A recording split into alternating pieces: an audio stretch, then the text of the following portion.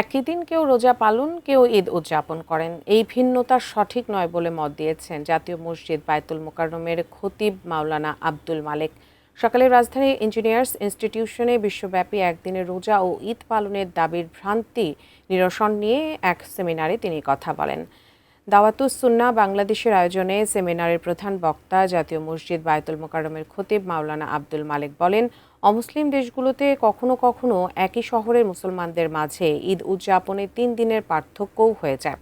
রোজা ও ঈদে এ ধরনের ব্যত্যয় গ্রহণযোগ্য নয়। এর মাধ্যমে মুসলমানদের মাঝে বিভেদ সৃষ্টি হয়। বলেন, এই থেকে পরিত্রাণের একমাত্র উপায় দেশের মধ্যে রোজা ও ঈদ একই দিনে করা। দূরবর্তী অনেক দূরের এলাকার চাঁদ দেখা সাহাবায়ে কেরামের সামনে এসেছে, কিন্তু ওনারা গ্রহণ করেন নাই এবং বলেছেন নবীজির নির্দেশ আমাদের প্রতি এটাই। দুনিয়ার এক কোণা থেকে আরেক কোণা পর্যন্ত সব জায়গাটা প্রযোজ্য হবে, সবার জন্য মানা ফরজ হবে, এমন কথা কোনো ইমাম বলেন।